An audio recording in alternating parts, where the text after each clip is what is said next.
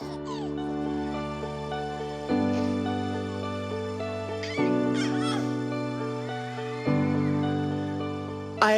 think I just live with guilt, which was interesting hearing you just talk, Elaine, because that was obviously where you were getting to in your life, which led to burnout and various other decisions. And it's something that, we need to be mindful of. I'm always feeling guilty that I've left at 4:30 and left my team to finish something off, which has then meant that I'm still running late to get to childcare, and I'm then, feeling guilty that they've had a longer day than what they hope that they would have, and then the list goes on. I tell you again, we're great list makers.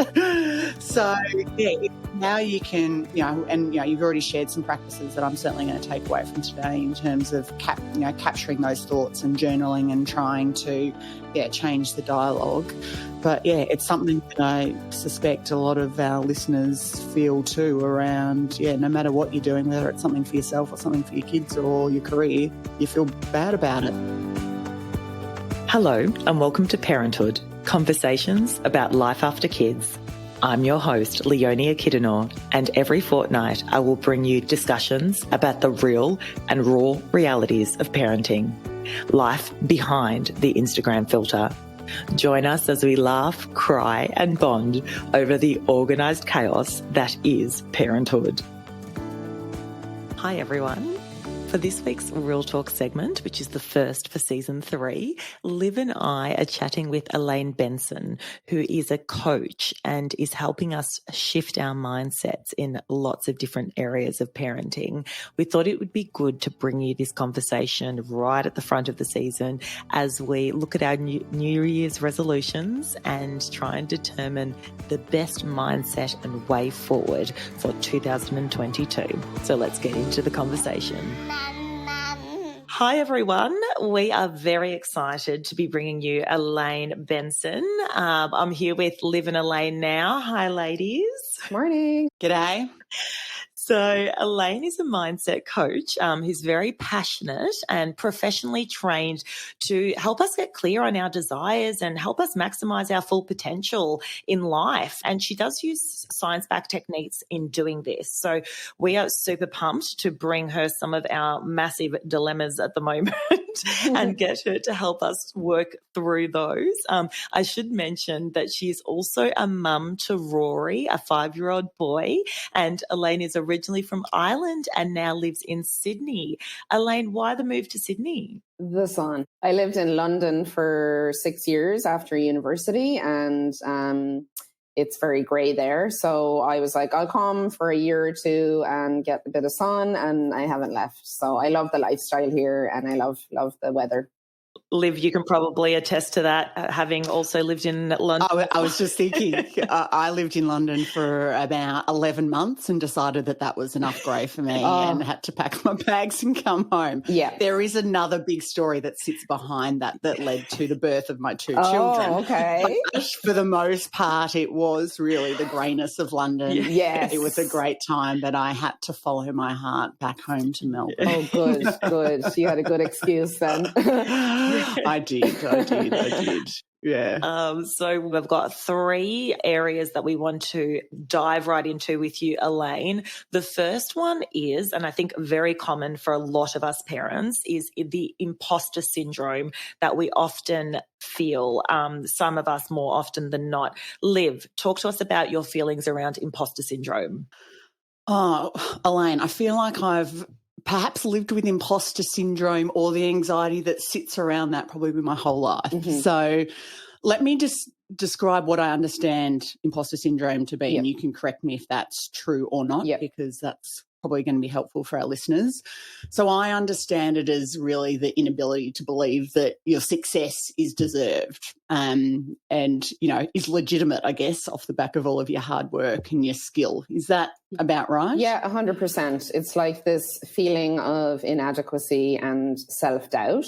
And it tends to emerge predominantly like during transition periods and when you're at the edge or totally out of your comfort zone. So it does come up obviously in work, but of course it's going to come up in parenting as well, because as a parent, you're learning on the job, You feel like a bit of a fraudster. Exactly. You're just waiting to be found out. Yeah. And as you said, just something as career women, mums, it seems that females perhaps seem to struggle with it a lot more. Yeah, it is actually very predominantly a female sort of issue, but it's definitely changing because people are with social media and all the information that we have available now, it's kind of a double-edged sword because we have a lot more opportunity for comparing ourselves to others and being told how to parent.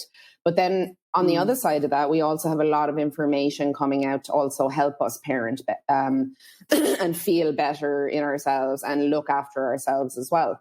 And like the psychological research that around imposter syndrome suggests that like we're not very good at evaluating our own skills accurately, and we either drastically overestimate or underestimate ourselves. And this is called the Dunning-Kruger effect. And, like people who know very little about a subject tend to have the most overconfidence. And you can think of like Donald Trump for this example. And people who tend to have a lot less confidence about something usually are totally adept at that thing.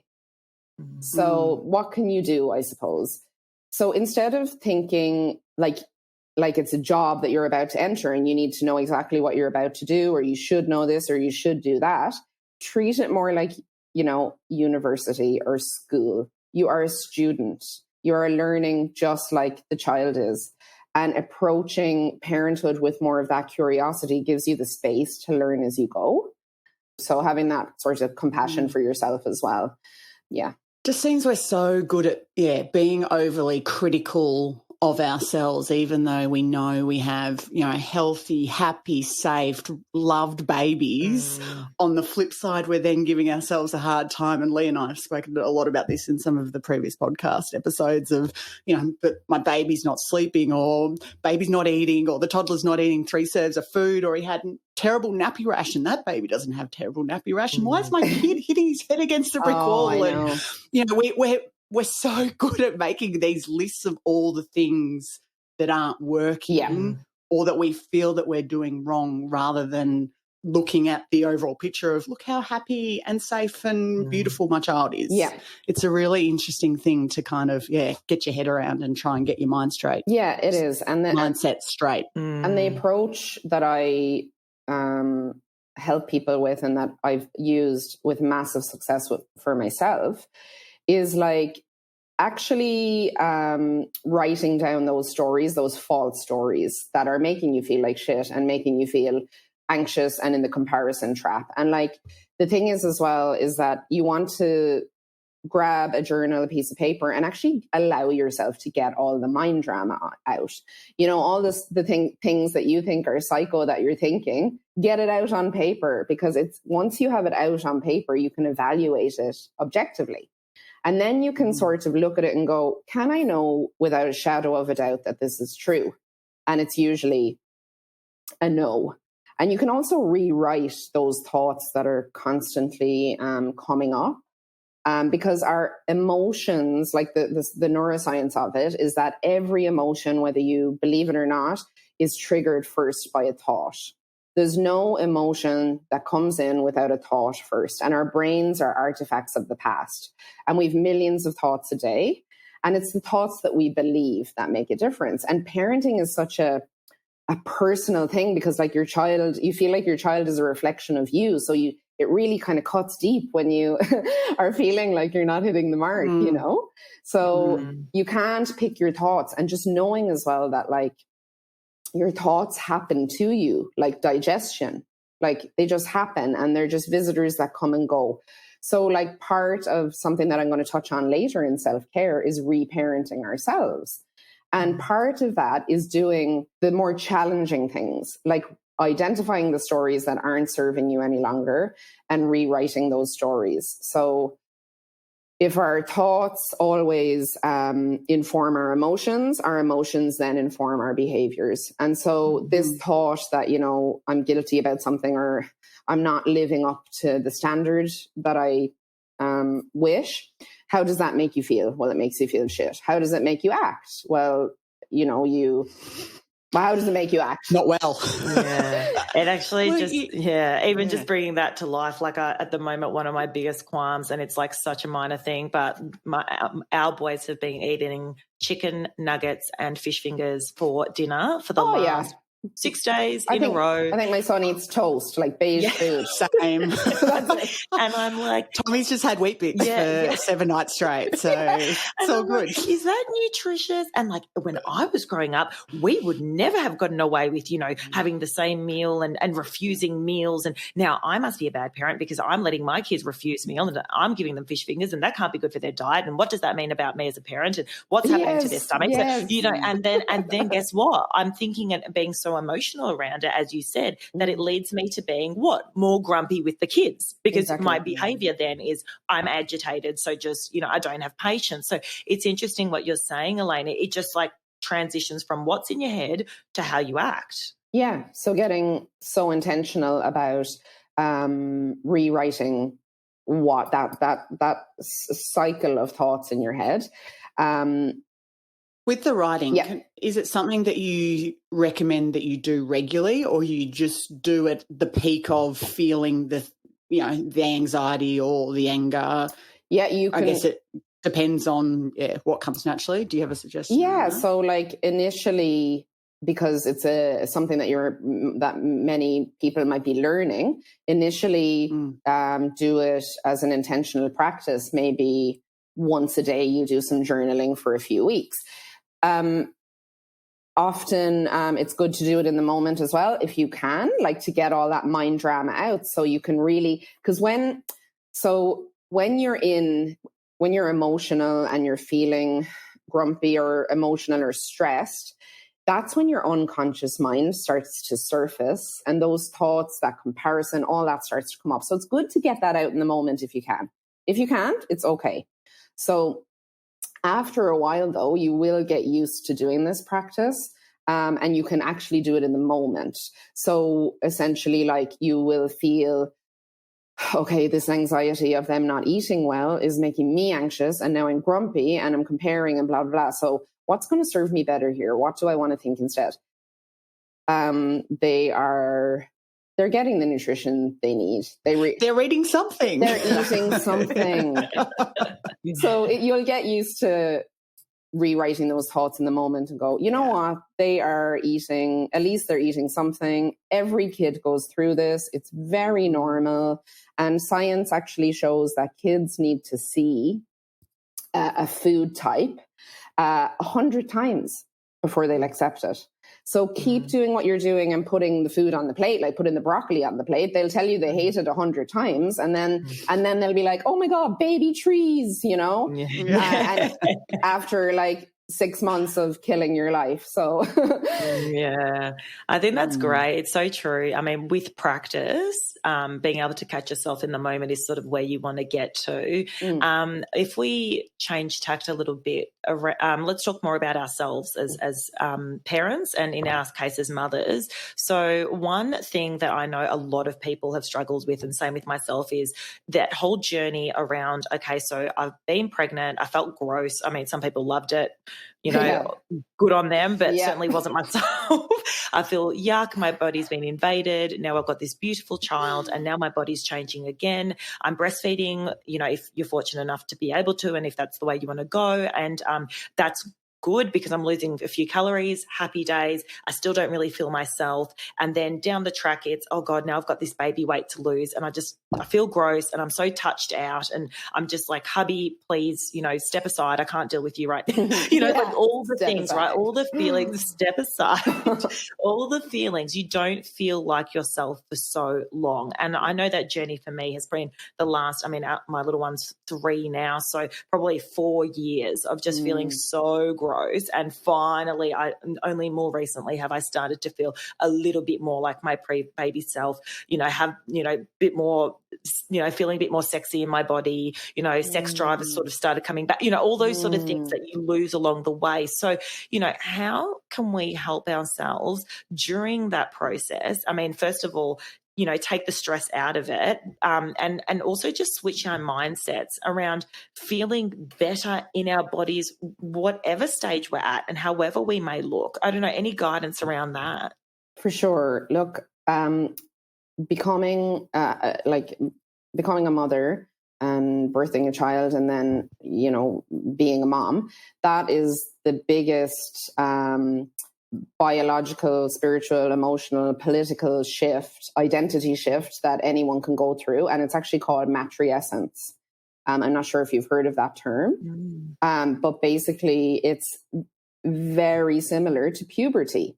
Your body changes drastically, and that includes your brain. And so your identity, and then you're looking after little ones and you can't, it's difficult to try and see a separate identity to that person, and your relationship's different, everything's different, right?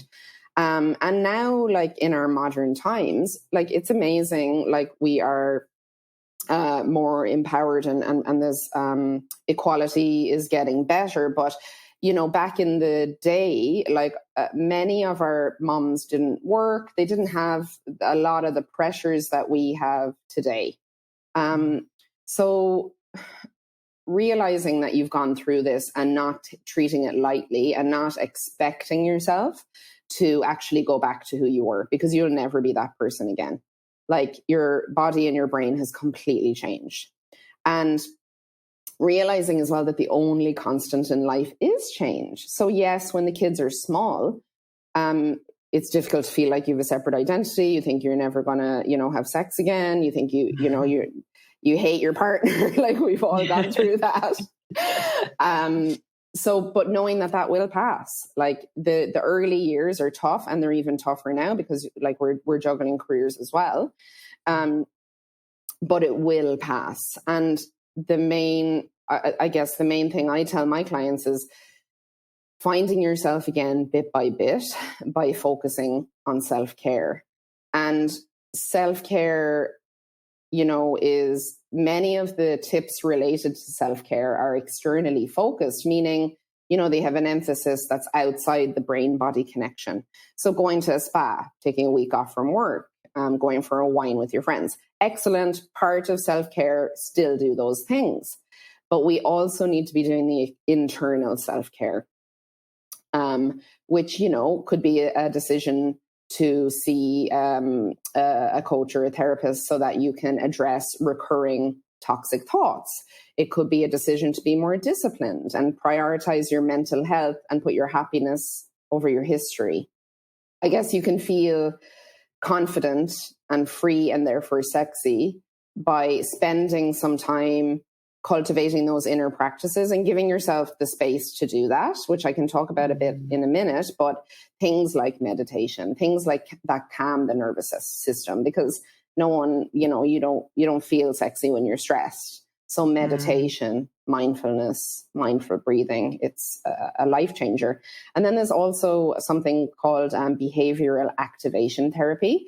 So we know that thoughts give us our emotions, which give us our behaviors, but you can actually do it backwards as well. And it's kind of like fake it till you make it. Okay. So it's like your behavior affects your emotions, which then affects your thoughts. So things like caring for yourself, having a bubble bath, getting dressed up and, buying a beautiful new dress or something, or putting high heels on, even though you're working from home, or I don't know, whatever floats your boat, but know that this is something that you can do as well.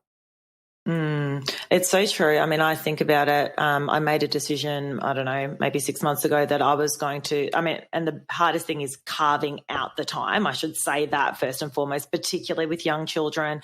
Liv and I are both very career focused. We love to see our friends, but we've got 2 under 3. It's a lot, right? So first of all, carving out the time. But then secondly, 6 months ago, I said, all right, I'm going to just try and run a little bit more. That was my action. I still felt disgusting. I still didn't feel myself. And then I just ran when I could, tried to carve out the time. Sometimes I'd miss, other times I'd make it. And it's amazing that just keeping that in the forefront of my mind as my self-care activity has led to me now down the track. And it's always a bit of a delay, I find, as well. It's not like you immediately go for that run and then from then on you're like, I'm back. Like it takes time. But eventually you notice changes in your body, you notice changes in your mindset because you've allowed yourself that time to, I meditate while running. For me, it's like putting on house music, blasting it and zoning out the world and just like running. That's my meditation. And then, you know, as you said, then the better thoughts will follow. I don't know, Liv, like, have you found as well, like it's hard, right, to find the time?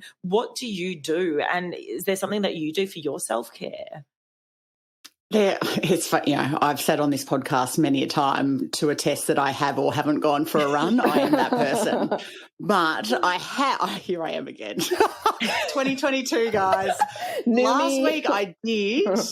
I am a resolution girl, and I do tend to stick with it when I feel really strong-minded about it. And I do, because I know that things in my world aren't working as seamlessly and I'm not as healthy and happy as I want to be, I guess, ultimately. So what I have just committed to myself is some level of consistency in whether that is, picking up journaling, or for, the whole of January it's just been exercise because I enjoy it and I know I want to do it. And I haven't been able to get out every single day. But last week because the weather was so hot and beautiful, I went for a walk at the end of each day. And I was like, this is what I have been missing, just something to, separate the work from home life and just catch my breath at the end of the day and then silently read a book and go to bed, those sorts of things. So, I'll go back to my tattoo if I was ever going to get one. Nothing's going to change unless you change something, right? So that's kind of the philosophy that, I think we choose to apply when, and it's certainly my behaviour, I have to reach tipping point for me to change something. So I never catch myself before it's too late. I'm just have always been terrible at that. So that's what we're trying to change at the moment. And so what do you say, Elaine, to those, the women and parents listening who are like, all sounds great, meditate in the morning, no dramas. Who has freaking time for that? And I say that as well because I used to meditate a lot. And then I had children, and I'm like, if I'm getting up early, I'm smashing out as much work as I possibly can before my kids wake up, because I may only have 15 minutes before someone wakes up. I can't be spending 5 minutes of those 15 minutes meditating. Like, that's my internal dialogue. So what would you say, Elaine, to that? So what I generally say is that self-care, which encompasses, lots of areas, is a completely selfless act. So no one benefits when you're burnt out and resentful and you don't have the time. So you have people who rely on you. And so the way I kind of try to frame it is like, me not taking this time for myself is actually selfish, because I know when I don't do my meditation, like I'm, very like got the blinkers on and I'm grumpy and overwhelmed.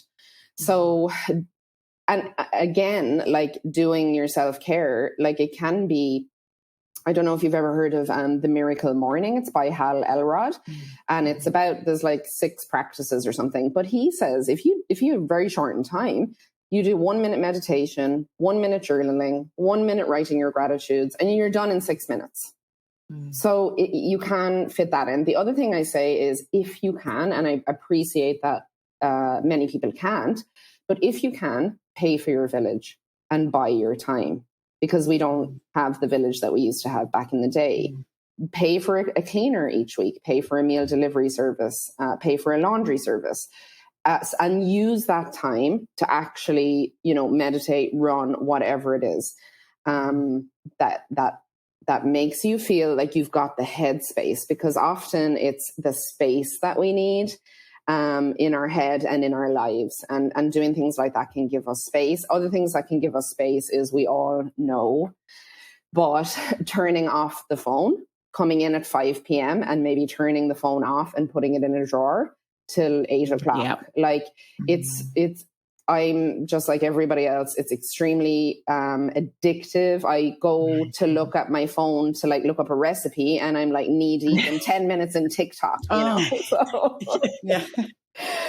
Or the work creep too. Yes. You know, because I'm the person that if I see there's any unread emails in any of my inboxes, I will have a break. So I have to look at every email that's sitting there, even if it's 10:10 at night, which then affects my sleep because I'm stressing about the resignation I just received or whatever it might be.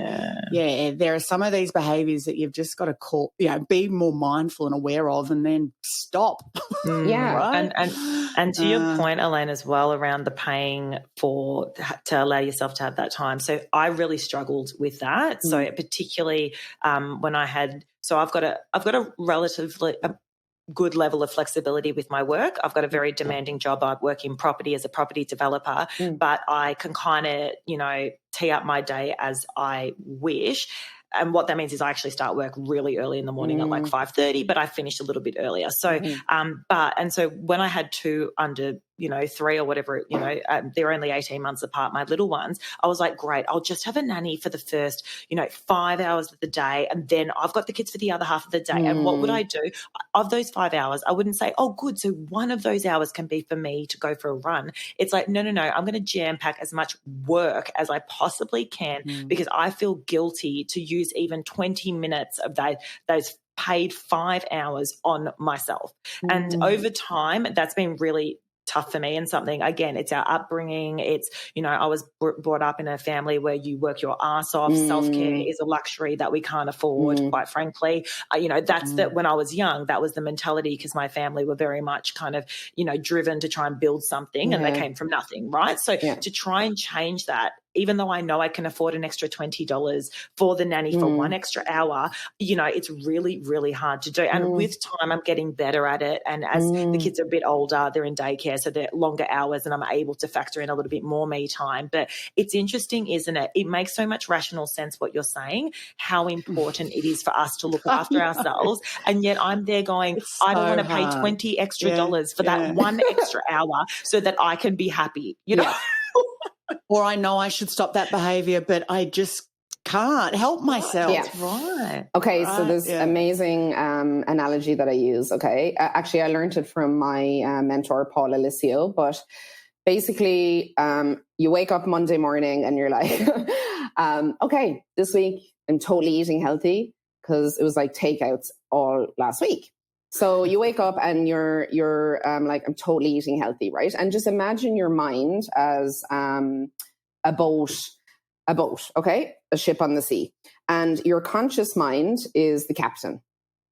And your unconscious mind, which is responsible for 98% of our behaviors, our values, our beliefs, and our attitudes, our unconscious mind is the boat, the sails, and all the crew. So you're the captain and you're like, we're going to Salad Island. But the boat starts going this way. And you're like, no, dudes, like Salad Island. But the boat is going to Tim Tam Island because your unconscious mind only knows the directions, the way to get to Tim Tam Island. And in that example, and that's an analogy that I use, but in our situations, and it was my situation, it no longer is that I realized that there was unconscious beliefs and unconscious behaviors that were perhaps modeled for me by society or my caregivers that led me to believe that I had to be perfect, that I had to, do anything and be absolutely everyone for my kids. And that left me burnt out and resentful. So I guess what you can do is hypnotherapy is great for kind of surfacing those unconscious beliefs, behaviors, and all that. So that's a good tip. So Yeah, I think exactly to your point, there's a lot of stuff from our unconscious, our history, all of that even though rationally in today's day and age, we're like, that makes no bloody sense and I can afford the $20 for the night. It sounds like you've got to really identify those things that are holding you back so that you can kind of, get that boat heading in the right direction ultimately. I want to touch on one last one, which is around the guilt that we often feel, particularly as working mothers, in, spending time away from our children. And it's funny because, I don't know, I find it such a cocktail of emotions, this whole parenting thing, because when we're with our kids, I don't know, Liv, you could probably attest to this where you've been with them for a couple of hours and you're like, dude, there's other things I really want to do. Like, love you guys, but bring this stuff out now. I don't know.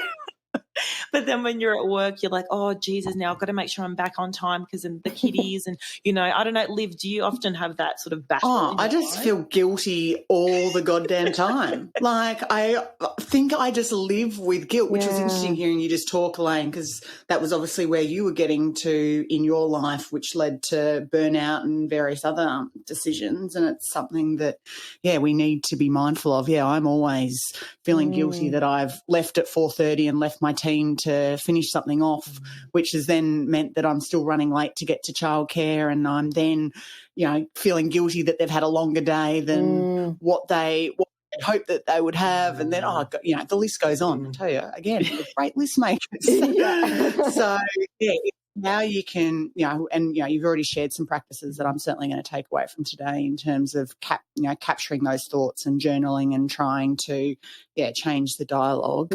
But it's something that I suspect a lot of our listeners feel too around, no matter what you're doing, whether it's something for yourself or something for your kids or your career, you feel bad about it. And like can't win. Having those emotions actually, it's not, I mean, we have a range of emotions and that's fine, but like having an emotion that is a constant that we don't address, it's actually can be damaging to the cells of our body. So you're like, oh my God, not only am I guilty, but now I'm actually damaging myself, so. So what I want to say around what a bloody shit show, honestly. Thank goodness I'm going to the pub after this. That's all I could thank God it's Friday or Saturday afternoon. So the thing is, right, is that it's the thoughts and so knowing that thoughts affect your emotions and then affect your behavior. The thing you want to do in those situations is look at, okay, what am I thinking here? What am I actually thinking? Oh, that I'm late and I'm letting these people down and letting those people down. And those emotions then are those thoughts are then causing you to feel guilty, which isn't serving your body. But not only that, it's not serving you and it's not serving anyone else, because how are you then showing up? Okay. So what a really good tool that I use on the daily, which really helped me, was reframing. So essentially changing the meaning of a situation by reinterpreting it in a more resourceful way. So changing how we think about a situation by looking at it from a different frame. And it's basically like sort of purposefully neglecting the negative aspect of things, like, shit, I'm late to pick up the kids, like, this always happens or whatever. And instead catching yourself, giving yourself a moment, putting your hand on your heart and actually saying, I'm doing the best I can and the best is good enough. And then reframing that thought. Okay, well, actually, this is a great time for me to be on the roads because the traffic isn't so bad. And they actually got to hang out with their best mate for the last, half an hour. And and they didn't want to come home. Yeah. I had to drag them out. I know. Exactly.